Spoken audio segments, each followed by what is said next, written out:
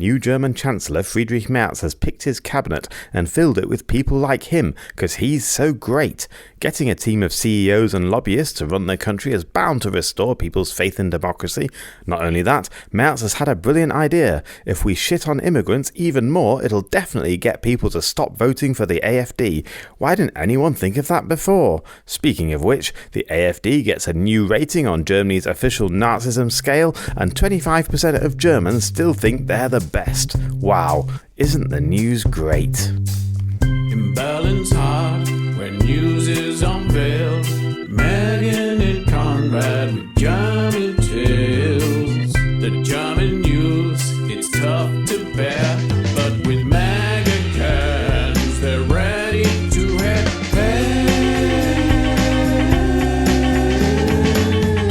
Conrad, daily news at hand. Megan feels to spare time to crack those cans. With each sip she takes, the mag is her shield. But will it last the news? 'Cause that was the deal.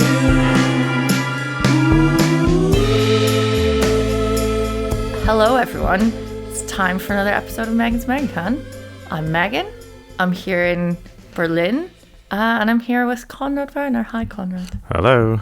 How are you? I'm much better. I'm full of beans, quite literally, in fact, because I had a big tin of beans yesterday. Oh, that sounds good. And there's a reason why that phrase exists, because they do give you, they do give you a bit of extra oomph in life. That's good. Yeah, I love baked beans. I probably don't eat enough of them. great source of protein. That's what happens when you live in foreign climes. You kind of forget these things. We are going to have a non-alcoholic beer again today. Yeah. Mainly, you've been back on the cans. I've been in Paris, where I had quite a lot of wine. Yeah, well, if you're in Paris, you can't not drink Paris. wine. I mean, I haven't been to Paris since I was 18. Okay. And like, it sounds ridiculous to say, but it's so beautiful. I'm just in love with it. I'm literally wearing my I Heart Paris t-shirt that I bought yesterday and changed in the street like a fucking lunatic. It should be J'adore Paris, shouldn't it? My friend just got to write. They Anyway, can't put a heart in that. we're having one of these little bio beers that Okay. you always see in the bio market. So it's Yeah. basically health, also Yeah. no alcohol. It's the Lambsbräu. Classic. Really good. It's so good. They always sell this in cinemas, I notice. Cheers. Cheers. Thank you. Perfect drink for a little bit like hoppy almost, isn't it? May weekend. It's very nice. Unlike the mega cans, I was trying to find a smaller non-alcoholic beer because I find that by the time we get to 40 minutes of the podcast, I'm dying for a pee. Ah, okay. And this is only 330 mils. So, Okay, good. Ideal.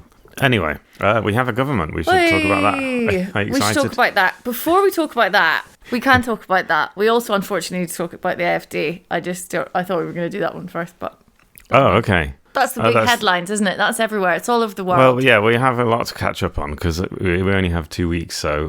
We actually have slightly more than 2 weeks because I fucked off to Paris. Oh, yeah. Well, anyway, yes. So there's first we got a new government and then we got the AfD, because then AfD thing happened more recently. Maybe that's what's uppermost in our listeners' minds. Who knows? They don't get to decide. I say we start with the AfD because it's fucking grim. I mean, is it grim? Is this good news? I don't know. Well, it's not exactly unexpected news. Put it that way. Not. No, I mean, it was because we were waiting for this this report to come out. Oh. They were already basically they've been moved up a level of Nazism, of the Nazi scale. The Verfassungsschutz, the Germany's domestic intelligence agency, and they have like a Nazi meter. And it's whether or not a particular group is considered a threat to Germany's democratic and social order. Yeah. And before, certain parts of the AfD were considered what is called confirmed right-wing extremist. Yeah. And the whole of the AfD was considered suspected right-wing extremist. And now they've upgraded the entire party to confirmed right-wing extremist. And the timing is a little bit interesting of them releasing this. So they basically released this 2 days before the end of they made this statement 2 days before the end of the last government. So the Interior Minister, Nancy Faeser, came out and did a press conference about it, which she didn't necessarily have to. She could have left it to the Verfassungsschutz itself to do it. And that did then leave it open to this charge that was always coming out. It was the criticism that was always going to come out that this is a politicized thing and she's a politician, whereas the Verfassungsschutz are supposed to be neutral bureaucrats. So like she's... And the other thing is, the reason why they might have decided to bring it out before the next government comes into office is so that something for the new government doesn't have to necessarily deal with immediately. So the new interior minister can kind of start with a relatively clean slate or whatever. So there might have been like a certain amount, and of course that's what the AfD said. The political bias of the decision was showed in the timing of this move and whatever. Blah, blah, blah, blah, blah. I have translated the statement from the Verfassungsschutz so that you can... On behalf of our listeners... I think they'll be happy we're not going to try and do this in real time, which is what we usually do, which is... So essentially they spent 3 years sifting through all the statements, all public statements that were made by the AfD, and came to the conclusion that the party's prevailing understanding of the German people being based on ethnic descent is incompatible with the free democratic basic order. That's a quote. It aims to exclude certain population groups from equal participation in society, subject them to unconstitutional, unequal treatment, and thereby assign them a legally inferior status. Specifically, the AfD does not consider German citizens with a migration background from Muslim-influenced countries to be equal members of the German people, as defined by the party on ethnic grounds. This exclusionary understanding of the people is the starting point and ideological basis for continuous agitation against certain individuals or groups of people, which defames and disparages them across the board and stokes irrational fears and rejection towards them. And all of that is essentially incompatible with the central tenet of the German constitution, which is that the human dignity shall be inviolable. And then it goes on to kind of come up with some examples of this. That is the basic tenet, and it's the Islamophobia. And you kind of have to say, I mean, obviously that's really not surprising, but it's a really good to have it like fucking spelled out. And this is what all of these right-wing, all of these populist movements at the moment, wherever they are, seems to be really grounded in this Islamophobia. As far as what it means, it's not really clear that there's anything. So the Verfassungsschutz is an intelligence agency, so they can tap phones. They can tap. Yeah, I was reading a little tinsy bit about this, and now this new Stufe basically means that they can do certain things like tap phones, which is pretty absolute wankers. It's slightly misleading that, because they also could do that before, because as a suspected far right wing extremist group they could do that as well before. This kind of puts it on a more official level.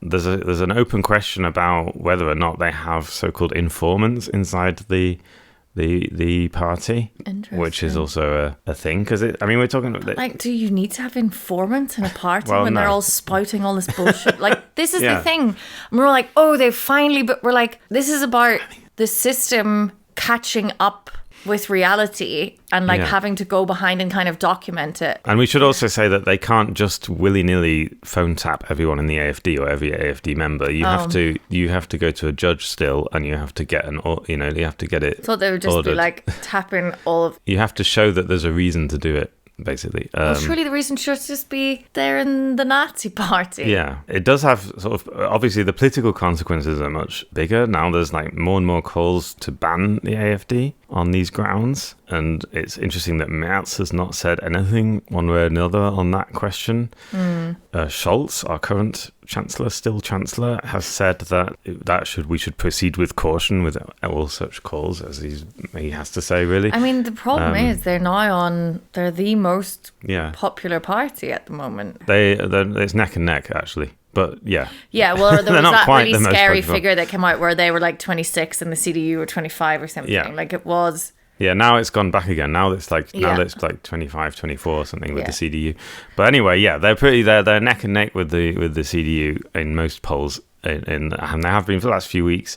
Yeah, so it's but also another poll that came out today, in fact, on Sunday was that nearly half of Germans are in favour of a ban on the AfD. I know, I'm sort of thinking about it as well, because I'm like, oh, well, they've got all the support, and what do we do with that? But to be honest, it still is only 25%. Like, that's a minority. I mean, in terms of significance in forming coalitions and stuff, it's quite a big thing, the way that German politics works. But fuck it. You don't get to have another Nazi party. Done. We just say no. This is what I think about this whole debate about TikTok and teenagers. We're trying to control a problem the wrong way by being like, oh, well, we can do this and we need to be aware of what's happening. No, ban it.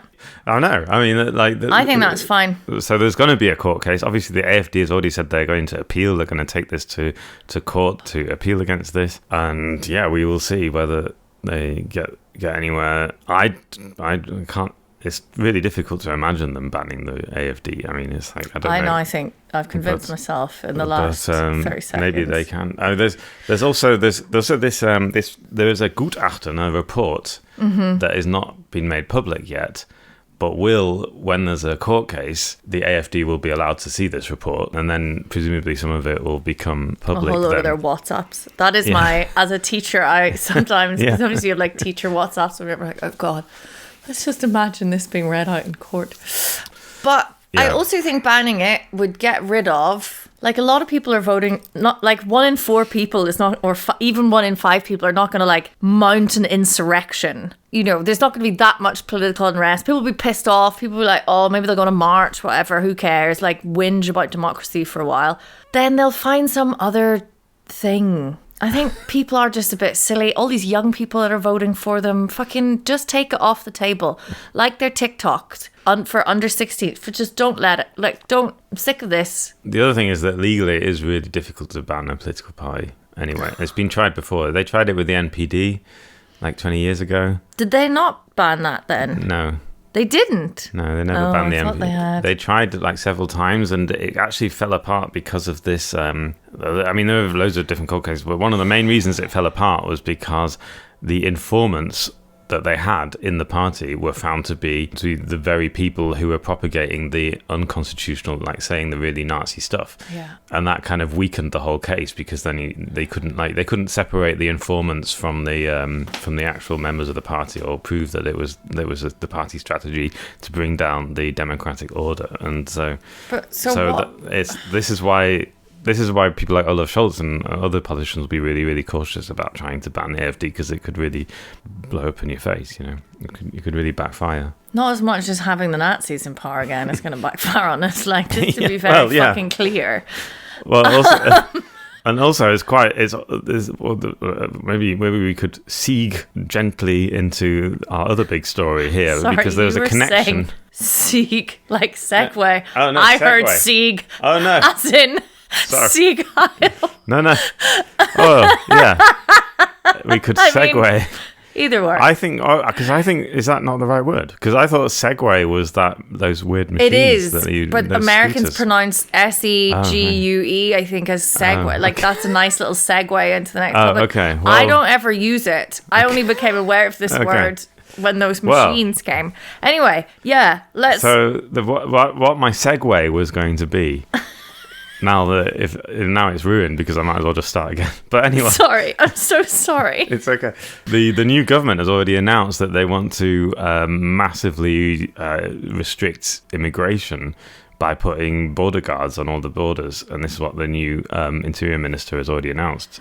Who is the new Interior Minister is Dobrindt. Yes. Listeners will be excited to hear that I actually did some homework for this episode, because I hadn't heard of any of these people, and so I thought I would at least put some names to them. So gone is Lindner, darling of the podcast. He then stepped in to fill Horst Seehofer's shoes, who I used to really fucking hate back in the day, but he's gone now.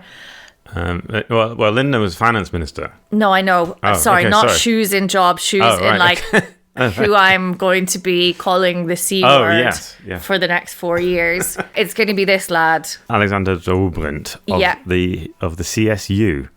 Bavarian. CSU. I hadn't even got that in. Oh no. So he's one of 3 CSU ministers in the cabinet. Yeah, and he's got a bit of a history. He was the transport minister under Angela Merkel's last government, and very famously tried to bring in a toll on an Ausländer Maut. A toll on German autobahns, but only for foreigners.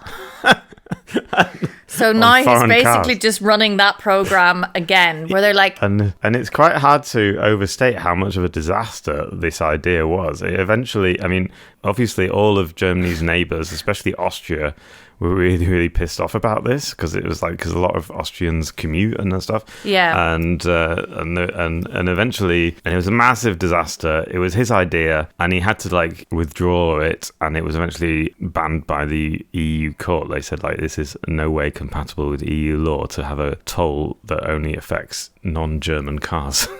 Brilliant.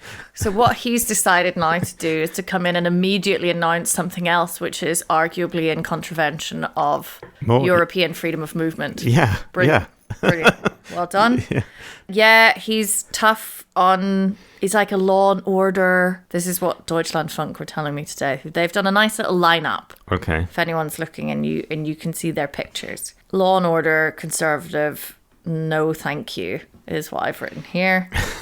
Not happy with him. Anyone else come to mind? We should say these are all CDU. We don't know exactly who the SPD ministers are going to be, except for Lars Klingbeil, the finance minister. Yeah, so he's vice chancellor and finance minister. He's and leader of the SPD. And all I've written down is, do I find him attractive? I can't tell.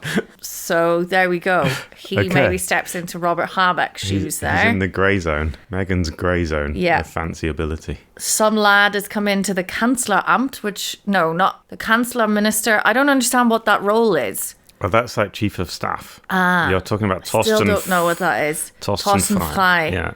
Don't love him. He's Reading this made me realise I didn't understand really anything about how any of this works. He called in 2013 for the Abschaffung, the getting rid of individual right to asylum. Yeah. So loving. I mean, that was 12 years ago. Maybe he's had a change of heart. Something else that is illegal. So it's we've got a lot Not of just ministers. EU law, just contravention of human rights. Yeah, a lot of ministers. Yeah, cool. This is the other thing. These fuckers come in Dublin I want to be law and order. And then everyone's then stop suggesting stuff that's illegal, you fucktard. Do you know what the law is? So many of these guys are lawyers, by the way. So many of them. In that sort of, I think, career politician way where they're already in the young CDU. Yeah. And then they go to, to do law, whatever, fine. But not... Katharina Reiche. No. She's a science lady. Yeah. What is she? She studied chemistry. Which ministry is she going into? Energy and economy. Economy and energy, that way around. They're quite important. Which used to be the Ministry for Economy, Energy and Climate Protection, but they took that bit off, tellingly. Class. That's been solved, so that's good. So... Yeah, this was Robert Habeck's job. Yeah. Until tomorrow, effectively. Oh, yeah. And so she's taking over that. The important thing, a couple of important things to say about her. She's one like Friedrich Merz. She's someone who was in the CDU in the Bundestag for a long time until 2015, and then buggered off for a bit and started working as a businesswoman. Mm-hmm. And she's currently CEO of a company called Westenergie, which is a energy company subsidiary to E.ON, which is one of the huge the energy companies in Germany. And so a lot of lobby activists have pointed out that this is a major conflict of interest for a minister. This is essentially, you've got an energy lobbyist now being an energy minister. There's no point in being a lobbyist anymore because you've already got one of your own in the main job. But wasn't she supposed to be getting them off coal or something? Is that the idea? I don't know. She was on a hydrogen committee for the government for a while. And the first thing she said that she's going to do is she's going to throw out the old heating law that was the sort of the beginning of the end of the last government, because they all fell out over this heating law, which was basically a way of trying to make buildings energy efficient and sustainable. Basically just trying to let us get through the next millennium without complete so she's going to throw that out. She's also the only person in the cabinet from Eastern Germany. Interesting. Which is considered an odd choice, specifically for Merz, who we know is very unpopular amongst Eastern Germans.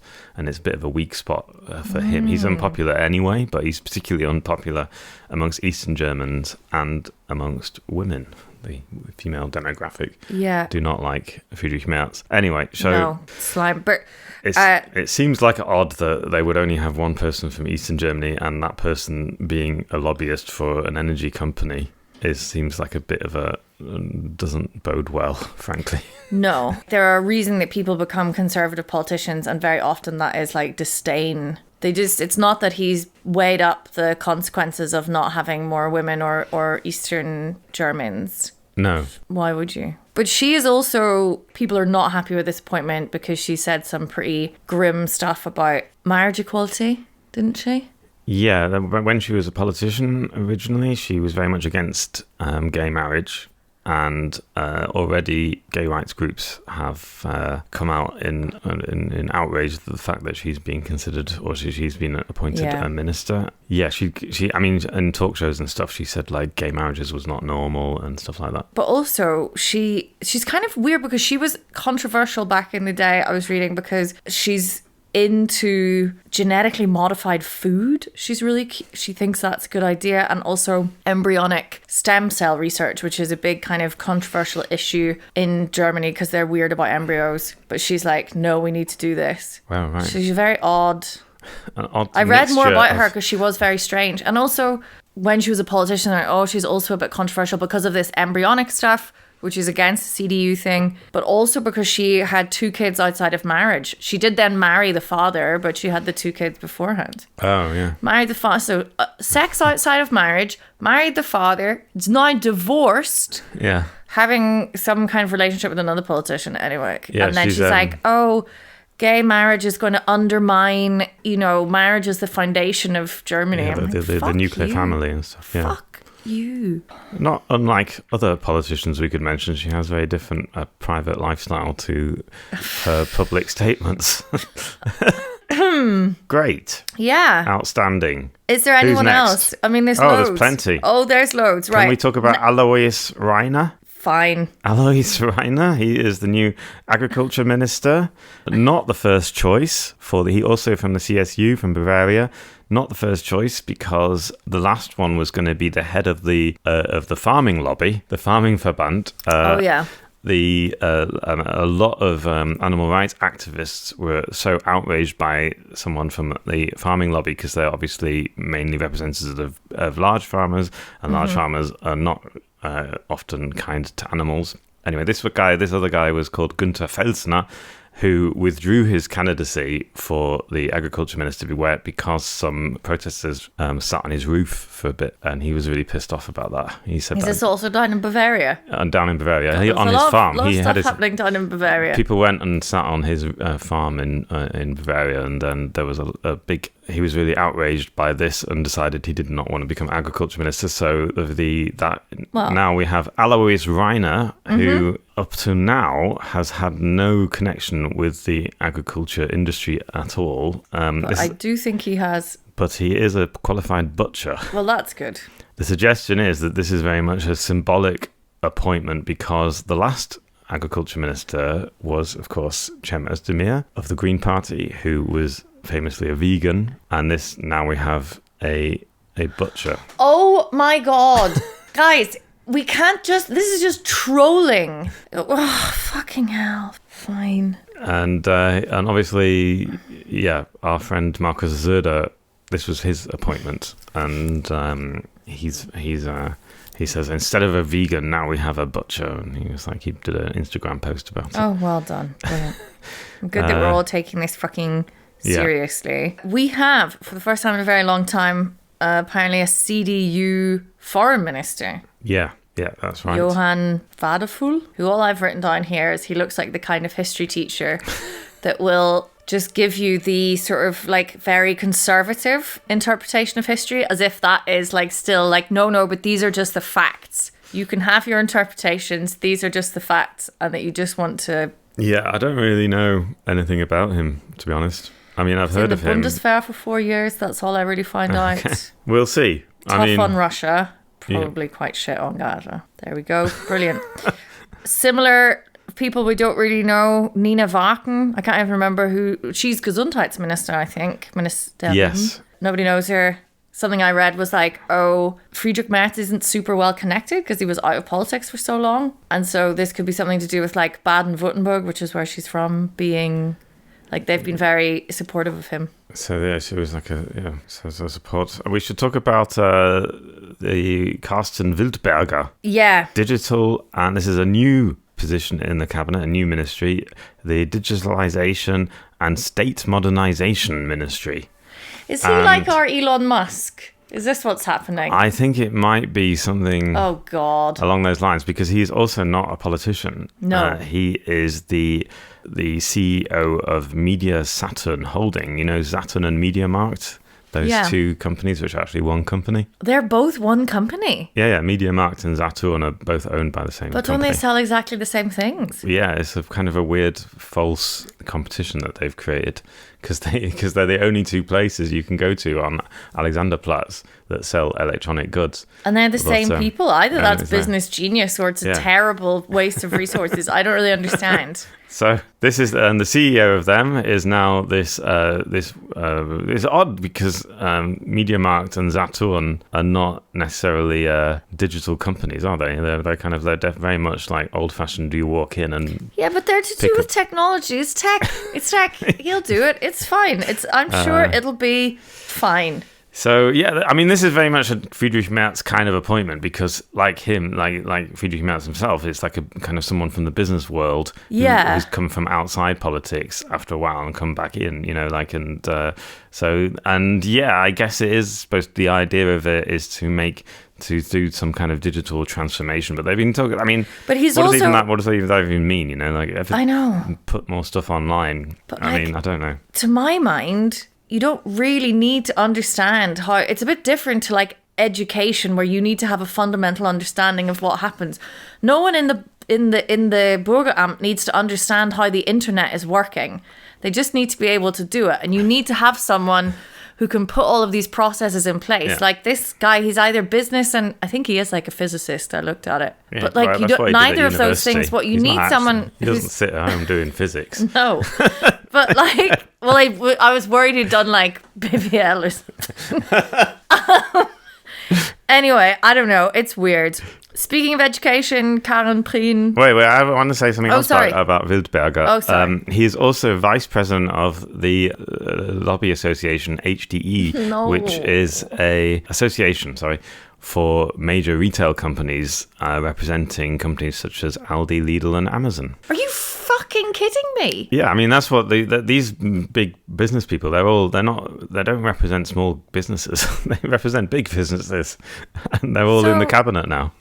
So yeah, I mean, you know, obviously those companies also have a place in German society. They should be represented in, but that doesn't mean you can't. They don't need to be lobbied for. Fuck off. Just because you have the money does not mean you have a right to lobby. What are you lobbying No. Yeah, I mean, like I said before, we don't really need lobbyists anymore, because they're all actually in the cabinet already now. So what were we on now? Where are we up to? Well, because I talked about education there, I was going to say Karen Prien. Yes. Prien has been, I think, in Schleswig-Holstein. She's been the education minister. The I don't even know what the old one was called, because it's like a state thing, so it's not really much to do with education. But I will say she's never worked in education, so no, mind you, Katharina Wunsch, whatever her name is, Gunther Wunschhausen. Anyway, that is We haven't got to the possibly the most controversial of the appointments. We've saved the best for last. Wolfram Weimar. Oh no, we need to come on to him in a second. But before that, I have written down Patrick Schneider. Oh. And Schneider. All I've written down is as close to a silver fox as the CDU is going to give me. Oh, right. That's as far as my research goes. What's he doing? Transport. No. Which is a massive job because... It's a huge fucking job. Well, especially now because he's going to have a budget of something like 500 billion euros because of this is this new infrastructure project and most of it's going to go to transport. So it'll be up to it's not shit. Bridges and stuff. So, and he's relatively unknown. People really don't know. It is a bit of also kind of a surprising appointment. Just in look political out circles, for Silver Fox, and or like a CDU version of a Silver Fox. And really, I'm surprised that you like. I don't know. I was like I said, it's the CDU. You got to take your thing. Yeah. We've got two others on my list before we get to Wolfram. Okay. Christiane Schenderlein, Sport and Volunteers. We're really getting really into fine. Or is this weird and Nazi? I don't even know. Sports and volunteer. I think it's a How new can you have a thing. ministry for volunteers? Either you volunteer or you don't. I mean, why? I mean, if you're being told to do it by a ministry, at what point does that stop become voluntary? It sounded weirdly Nazi to me, but I could just be thing. And the other one is Space Lady. There's Dorothee Bär. Dorothee Bär. The third of the CSU ministers. Don't understand why. Have we just put space in there for Markus Söder? Like the Amt as a new title? He loves space stuff. Yeah. Research and space. I mean, God knows what that is going to entail. Yeah, maybe we'll go have. Maybe Markus Söder will be the first minister in space. Just leave him up there. He can do a little blog from up there, and we don't let him do anything else, and that'll be fine. I don't know why she's in charge of space and something.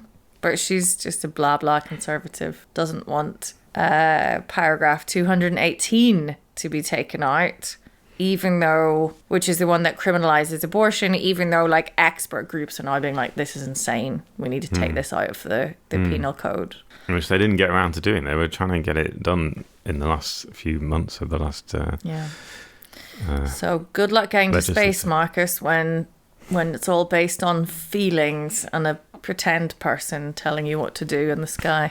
I don't want to talk about this lad. This scared the shit out of me. So this is the State Minister for Culture and Media, and it's not an official cabinet post because of Germany's Nazi past, because it was the job that basically the job that Goebbels had. So he doesn't get but it kind of. I didn't know that, and it makes this even more terrifying. So, but it is quite an influential position, and so it is in the cabinet, but it is not officially a government department. It's a bit of a weird thing, and you do have a kind of budget. What you have is like you don't do culture yourself, but you do give out money to big state cultural institutions. Yeah. And the last one was Claudia Roth of the Green Party. And this one is a guy called Wolfram Weimar, who is also a CEO of his own media group, the Weimar Media Group, I think it's just called. He was also the editor of the conservative newspapers Die Welt and Focus, and he founded the magazine Cicero, which was quite conservative. Also he's considered conservative, but he's not a member of the CDU. Yeah, but... And he's mates with Friedrich Merz. Absolutely fuck off. Have you looked at that Cicero thing? I looked at it this morning. Yeah, it's pretty conservative. Because it was like, his party thing. I was like, he's going to be even more extreme right than whatever. They have a series on there for like the young, I don't know, what kind of young lunatics are reading like Cicero, who knows, but like called Contra Woke, where it's literally just these demented right-wing conspiracies. My university, I'm shocked to discover it's just filled with communists. Yeah, and it's like The Spectator, basically. The anti-trans kind of, the trans people are ignoring the fears of women. Absolute, like, just not in any way serious journalism of any kind. Just literally these talking points, like these like Fox News craziness. We're all just supposed to be like, oh, cool. Yeah. He's in charge of what gets funded now. Yep. So if you are doing anything culturally that has anything to do with anything that should be funded, you might as well just give up and leave Germany. I don't know. Maybe not. But this is great. This is exactly the panel, the lineup that we need under a inexperienced and deeply unpopular chancellor to steer us into arguably the most complicated and like crisis-strewn and tense geopolitical time of the last and also ages. On the subject of Friedrich Merz, he's the guy who famously said when he was first running to be leader of the CDU a few years ago, well, not first running, but when he did it a few years ago, he said, well, our task is to halve the AfD. We as in the CDU will get to 40% again, and we will halve the AfD. And this is a tweet he famously did in 2018. And since that time, pretty much the opposite has happened. The AfD is not halved, but doubled from 11% at the time to 24% now. It seems that this sort of right-wing populism that Friedrich Merz has been perpetrating, and in fact, not only Friedrich Merz, but also, I mean, you can go back to like the German immigration policy has gone more and more conservative and more hard right since 2016. It started under Merkel, it carried on under Scholz, and it's going to get even more hard right under Merz. And it is, for some reason, weirdly, the AfD keeps growing. And I just don't understand why no politicians realise this, that it doesn't work. And I think we have to just realise that these are not smart people. So that's what worries me the most, is that this, and we haven't even talked about the coalition contract either yet, but it's like so uninspiring. It's so much like, we'll just try and muddle along as best we can and hope that people don't vote for the AfD next time. And I just think that it seems extremely unlikely that will happen. But maybe I'm wrong. And maybe this time, in 4 years' time, the AfD will be halved after all. I don't know, because if this cunt Weimar is in charge of vibes, if he's our Goebbels, like what you do is you do the vibe shift. If everything shifts to the right, then, and I've said this 497 times before, and I'm just some fucking idiot with a, like... with an I Heart Paris t-shirt. Hobby, I Heart Paris, like drinking a fake beer. I'm like... You're going to then make it okay for everyone to be more right. And then if you make it okay and acceptable to be right wing, then people are like, well, fuck it. Let's have the real lads in. I know. I mean, talk to any AfD voter. That's what they always say. They just say, oh, look, well, now we know that it works to vote for the AfD. You know, like that's... but anyway. We shall see what will happen. Yeah. Any other news? Oh, yeah. You wanted to talk about kneecap? I did. I'm sure... people might be aware, but like an interesting crossover with my Northern Irish resident in Germany-ness. But obviously people in Berlin and in other places that had tickets to see Northern Irish band Kneecap. Actually, they would say Irish band. I don't think they would say. They're from the north of Ireland. There we go. Have been in the news recently because they played at Coachella and said some stuff about Israel committing a genocide and are now being hounded in the way that we should be hounding like the actual neo-Nazis. Like if we could put that much pressure on people for like actually committing war crimes rather than members of a band who've like a protest, a political, like very political protesty kind of band, then we would really change the world, like in a good way. But no, we don't. So now you can't even go and see Kneecap in Huxley's Neuefeld, which I really wanted to do. Yeah, and in fact, all their concerts in Germany were cancelled at short notice. 2 festivals and I think 3 other cities. Yeah. I mean, that's pretty scary, actually. Yep. That can just happen. And I mean, now everyone is bringing up this other stuff that they'd said about, like, kill your MP, whatever. The only good Tory is a dead Tory. Which, I mean, obviously those are not great statements, but, like, the context is that they're, like, a band that says controversial shit, not fucking dropping bombs on Gaza. Like, this is insane. It is insane. Anyway. Maybe next time we have the booze again, yeah? Maybe. Yes, as delicious as this lamb's boy is, it really is nice, but fuck this. Yeah. Fuck this for a game of monkeys. Anyway, so... We don't have any good news this week, do we? No. No, I forgot to do good news. Oh, well. Next time. We'll do double the good news next time. We'll only do good news next time. Yeah. 10 minutes. Drink a full mega in 10 minutes. Yeah. Done. Okay. Great. Take care of yourselves, everyone. Have a great week. Bye. Bye.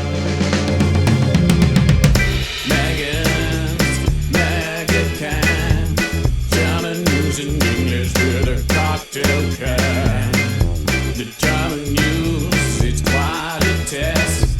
With Megan's Mega, you're feeling refreshed. Megan's Mega can. German news in English with a cocktail can.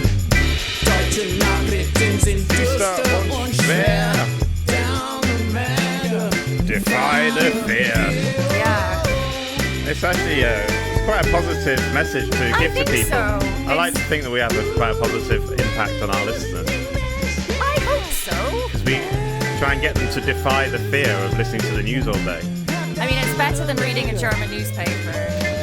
Surely. I would definitely recommend listening to our podcast more than reading any German newspaper.